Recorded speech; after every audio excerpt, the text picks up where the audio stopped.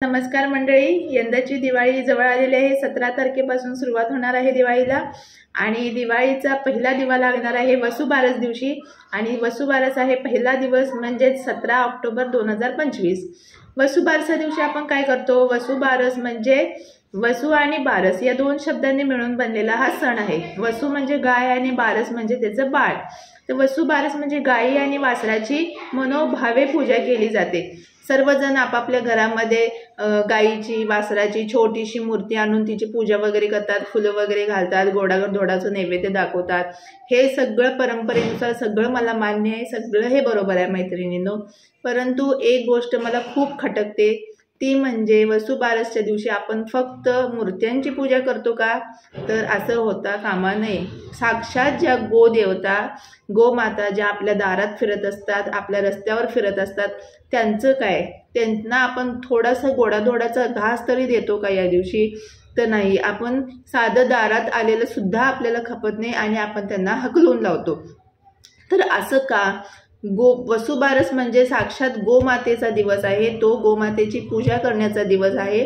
तर आपण त्या दिवशी मूर्तींची पूजा कशासाठी करतो? मूर्तींची पूजा केलेली देव बघायला येणार नाही आहे आपल्या घरात, ती तुम्ही समाधानासाठी नक्कीच करा। मी म्हणत नाही की तुम्ही मूर्तींची पूजा करू नका, गोडाधोडाचा नैवेद्य देऊ नका, असं मी कधीच म्हणणार नाही, तुम्ही ते सुद्धा करा।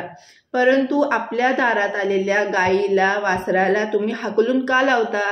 कशासाठी? तर ते तुमच्या दारामध्ये घाण करतील म्हणून। ते आपल्या दारात गाई वासरं आलेली आपल्याला चालत नाहीत आणि आपण तर मंडळींनो, या वर्षीचा वसुबारस आपण प्रत्यक्षात जगूया, प्रत्यक्षात त्याची अंमलबजावणी करूया। गाई वासऱ्याच्या मूर्तीची पूजा देवाऱ्यावरती न करता आपण साक्षात आपल्या दारात येणाऱ्या गोमातेची पूजा करूया। निदान तुम्ही पूजा नाही केली, फुलं नाही वाहिली, हार नाही वाहिला तरी चालेल, परंतु एक गोडाधोडाचा घास तुम्ही त्या गोमातेला देऊ शकता, तुम्ही त्याच्या वासराला देऊ शकता। तुम्ही यावेळी गोमातेला चारा अर्पण करा किंवा गोशाळा असतात त्याच्यामध्ये अन्न अर्पण करा, त्याच्यामध्ये चारा तुम्ही दान म्हणून द्या, त्यांची व्यवस्था करा, त्यांच्यासाठी काहीतरी करता आलं तर करा। परंतु आपल्या रस्त्यावर ज्या अनविज्ञपणे इकडं तिकडं ज्या गाई वासरं फिरत असतात त्यांच्यासाठी तुम्हाला काय करता आले तर करा।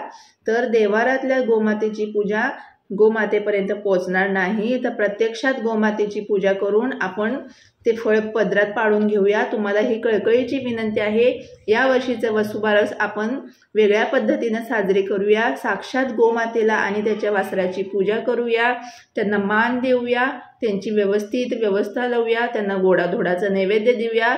तर अशा प्रकारे आपण या वर्षीची वसुबारस साजरी करूया। तुम्हाला माझं म्हणणं पटलं असेल तर माझ्या व्हिडिओला लाईक करा, सबस्क्राईब करा, शेअर करा आणि जास्तीत जास्त लोकांपर्यंत ही माझी कळकळीची विनंती, हा छोटासा व्हिडिओ पोहोचू द्या।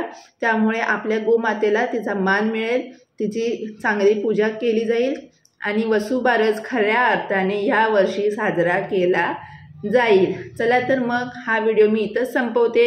ही विनंती तुम्ही लक्षात ठेवा आणि जास्तीत जास्त लोकांपर्यंत पोहोचू द्या।